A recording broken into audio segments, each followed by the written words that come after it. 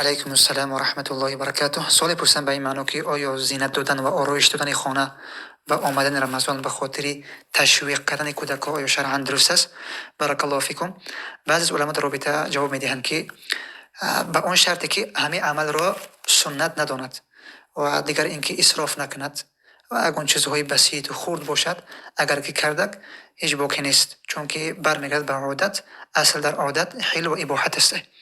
ولیکن برگردیم به زمان سلف رحمه الله و به زمان رسول اکرم صلی الله علیه و سلم، چون این عمل از پیامبر اکرم صلی الله علیه و سلم ثابت نیست. بهترین عمل همون عملی است که پیامبر اکرم صلی الله علیه و سلم را انجام داده است و به او چیز امتش را امر نموده است و تشویق کرده است.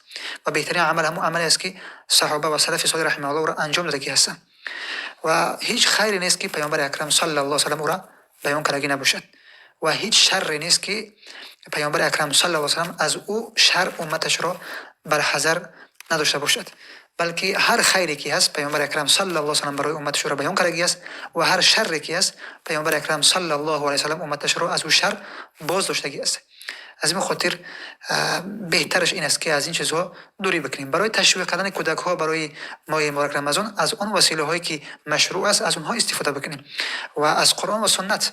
از قرآن و سنت چقدر احادیث های زیاد هستند برای تشویق ماه مبارک رمضان و بهترین عمل این است که به خاطر اگر بخواهی که فرزند تشویق بشود برای اون همون پولی که در اوجا اسراف میکنیم و میخریم که در حالی که برای تو هیچ فایده نمیرساند، همون پول را به فرزندت بده یا که یک چیز بخر که همون فقرا و مساکین احتیاجمندان احتیاج دارن، همون چیز بخر و به دست فرزندت بده و او که میره برده در ماه مبارک رمضان اینه که خیر بکن تا اینکه فرزندت به همین چیز تشویق بشود و این افضل و بهتر است اگر به خاطر تشویق کردن بگویی.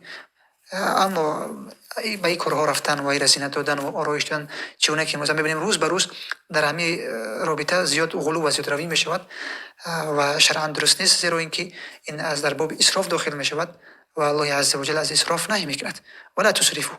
از این خاطر این هیچ فایده برای انسان نمیده. در روز قیامت انسان از مالش پرسیده می شود، از مالش پرسیده می شود که در کجایی را صرف کردی. پس اینه که انسان مالش را در جای صرف بکند که برای او فایده دارد و این شرعاً برای یگان فایده نمیگیرد، یگان اجر نمیگیرد، یگان ثواب نمیگیرد.